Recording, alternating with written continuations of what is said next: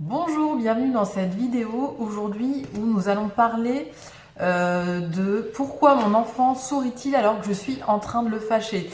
Pourquoi est-ce que j'ai l'impression qu'il s'en fiche alors que je suis en train de le reprendre, de lui dire que ça ne va pas. C'est quelque chose que j'entends très souvent de la part des parents ou des éducateurs ou des enseignants, de dire mais de toute façon ça se voit qu'il s'en fiche parce qu'il a un petit sourire en coin.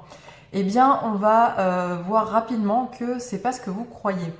Je ne sais pas si vous vous rappelez, si vous êtes parent, un des premiers réflexes que vous avez vu apparaître sur le visage de votre enfant et qui vous a beaucoup ému, qui vous a beaucoup plu, eh bien c'était le sourire. Voilà, le sourire arrive très tôt chez le bébé. C'est vraiment un réflexe, c'est un des premiers réflexes que le bébé va avoir, qui lui permet de rentrer en contact avec l'autre. Parce que nous sommes des êtres sociaux, des êtres de contact, qui avons besoin d'amour et de relations et de sécurité affective. Et donc, dans notre cerveau, est enregistrée l'information sourire égale parent content, sourire égale adulte content, égale je suis en lien, je suis en sécurité.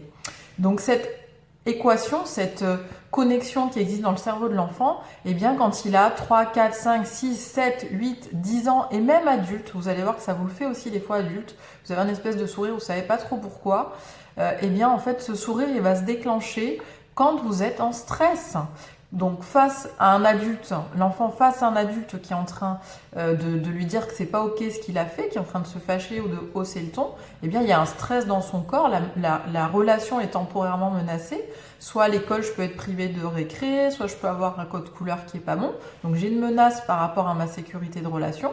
Donc qu'est-ce que je fais automatiquement?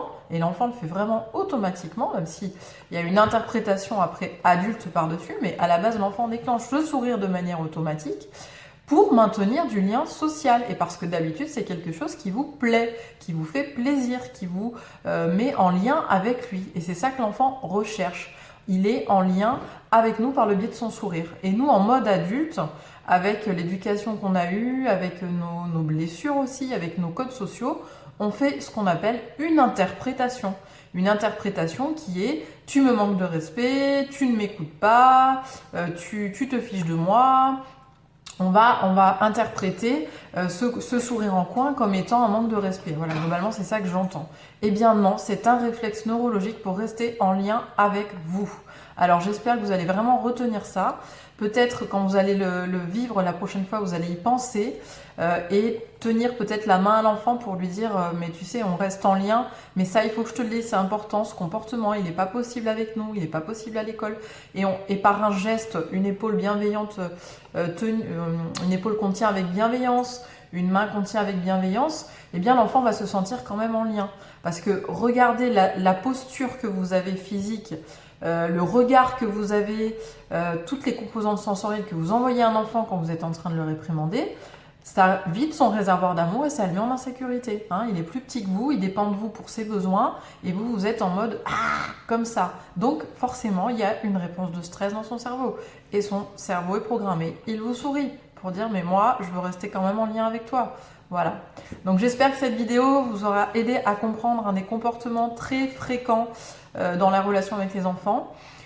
Et aussi, une petite suggestion, c'est qu'il n'est pas nécessaire que l'enfant se sente plus mal ou mal pour qu'il fasse mieux. C'est même une équation qui ne marche pas. Si on punit un enfant, si on le réprimande, il se sent moins bien physiquement, émotionnellement, tout comme nous, et donc il ne pourra pas faire mieux. Voilà. Donc le défi, c'est de se demander comment on peut faire mieux, comment on peut amener l'enfant à changer son comportement, parce que finalement, c'est ça qui nous intéresse. C'est pas tellement la bêtise qu'il vient de faire ou le fait qu'il répète 10 000 fois ce qu'on veut pas, mais ce qui nous intéresse, c'est qu'est-ce que on veut obtenir comme comportement et comment on peut coopérer avec l'enfant pour obtenir le comportement désiré. Donc première chose, on va lui demander comment. Deuxième chose, on va regarder notre attitude et puis on va l'impliquer pour voir comment il pourrait créer avec nous ce nouveau comportement qu'on veut obtenir. Mais il faut déjà qu'on lui dise ce qu'on veut. La plupart des adultes, nous, on va dire ce qu'on veut pas, ce qu'on veut plus. Mais c'est pas la même chose, hein, ce qu'on veut pas et ce qu'on veut plus. Je continue encore pour pas que ça fasse trop longtemps, mais juste un petit truc, c'est que si je vous dis ne pensez pas à l'éléphant rose, ne pensez pas non plus à la souris qui est à côté, et encore moins au gruyère que la souris va manger. N'y pensez pas, hein, je vous dis de pas y penser. À quoi vous pensez? Ok? Donc c'est pas parce qu'on vous dit de pas faire quelque chose que le cerveau va l'imprimer. Au contraire, le cerveau, il imprime l'image, il imprime la consigne, même s'il y a un pas dedans. À la base, le cerveau de l'enfant, le nôtre, n'est pas fait pour intégrer la négativité. Il est juste là pour intégrer l'information. Et même si on a dit ne fais pas ça, l'enfant entend la consigne et même il va le faire la plupart du temps avant 7 ans. Voilà, donc j'espère que ça vous sera utile pour mieux comprendre les enfants.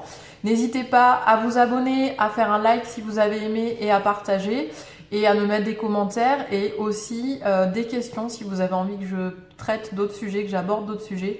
Ce sera avec grand plaisir. À bientôt, c'était Sarah, bye bye.